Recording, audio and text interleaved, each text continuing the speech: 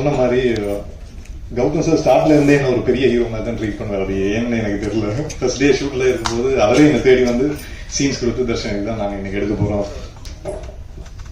போறோம்னு சொன்னாரு. அப்ப நான் சார் நீங்க கூப்பிட்டுருந்தா நானே வந்திருப்பேன்ல.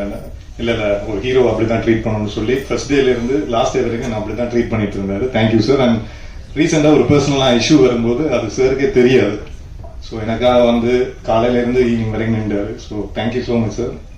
இந்த படம் மூலமா உங்க சந்திப்பு கிடைச்சது I am very happy sir.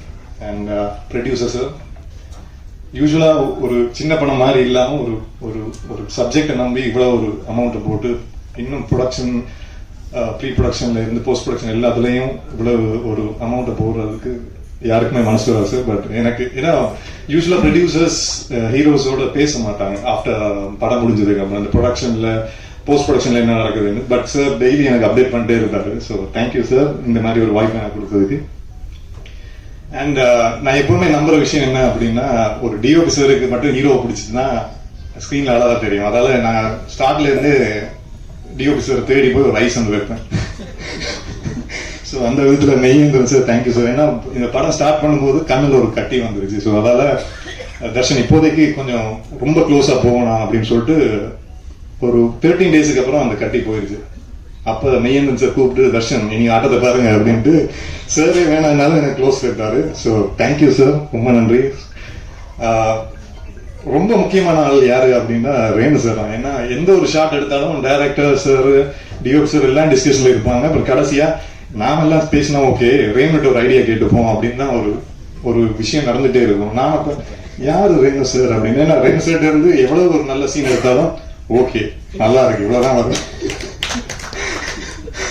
But பர்சனலா அவர் ரீசெண்டா ஒரு 2 டைரக்டர்ஸ் வந்து ஸ்டோரி சொன்னாங்க. ஸ்டோரி சொல்லி முடிஞ்சதுக்கு அப்புறம் நான் யாரு சார் என்ன ரெஃபர் பண்ணது அப்படின்னு அவங்க சொன்ன விஷயம், ரேணு சார் இந்த ஸ்டோரி சொன்னேன். ரேணு சார் தான் தர்ஷன் சொல்லுங்க, தர்ஷன் கரெக்டா இருப்பாங்க. ஆனா இது வரைக்கும் அவர் ஃபோன் பண்ணி இந்த விஷயம் நடந்ததாவே எனக்கு சொன்னதில்லை. So thank you sir. And first time முதல் 2 படத்துலயும் ஃபைட்ஸ் இல்லை. ஸோ இதுல 3 ஃபைட் இருக்கு எப்படி அப்படின்னு யோசிச்சுட்டு இருக்கும்போது தான் சந்தோஷ் சார் வந்தாரு. அண்ட் உங்க எல்லாருக்கும் தெரியும் அவர் பெரிய பெரிய படங்கள்ல ஒர்க் பண்ணிருக்காரு. பட் இதுல அந்த ஃபைட்டு ரொம்ப பேசப்படும் நான் நம்புறேன். ஏன்னா எந்த ஒரு நிறைய ரோப் சீன்ஸ் எல்லாம் இருந்துச்சு. சார் வந்து சாரே நின்று டபுள் செக் பண்ணிட்டு தான் என்ன உள்ள விடுவாரு. So thank you sir. நிறைய படங்கள் உங்க கூட ஒர்க் பண்ணோம். அண்ட் மியூசிக் டைரக்டர், ஆக்சுவலா டீசர் பார்த்ததுக்கு அப்புறம் வீட்டுல இருந்து சரி என் ஃப்ரெண்ட்ஸும் சரி கேட்ட விஷயம் யாரு மியூசிக் அப்படின்ட்டு. Vikas sir thank you so much. ஏன்னா சீன்ஸா பண்ணும்போது தெரியல, அப்புறம் மியூசிக்கோட பார்க்கும்போது தான் தலைமை என்ன காப்பாத்தி விட்டாரு. So thank you sir. And Mansoor Ali Khan sir, நாங்கள் எல்லாரும் ஒரு படங்கள் பார்த்து வளர்ந்தது, ஊர்ல இருந்தாலும் சரி ஸ்ரீலங்கால இருந்தாலும் சரி. ஸோ அதை ஒரு பெரிய ஆர்டிஸ்ட் எப்படி ஒர்க் பண்ணுவாங்கன்னு நான் நேரில் பார்த்ததில்ல. ரவிக்குமார் சாருக்கு அப்புறம் Lal sir, Sujith Shankar sir, Mansoor Ali Khan sir தான் நேரில் பார்த்துருக்கேன். எல்லாரையும் ட்ரீட் பண்ற நாங்க ஏதோ ஹார்ட் ஒர்க் பண்ணி வந்திருக்கோம்னு நினைச்சிட்டு உள்ள போவோம். அங்க ஒரு சீனியர் ஆக்டர்ஸ் நம்மளை தூக்கி சாப்பிடுவாங்க. இது என்னடா ஹார்ட் ஒர்க், இப்ப பாரு இந்த மாதிரி ஒன்று பண்ணுவாங்க. ஸோ நிறைய விஷயம் அவங்க கூட லேர்ன் பண்ண வந்ததுல இருந்து அப்ரிஷியேட் பண்ணிட்டே இருக்காரு. So thank you so much sir. And all the assistant directors Tamil, Sabari, Maran.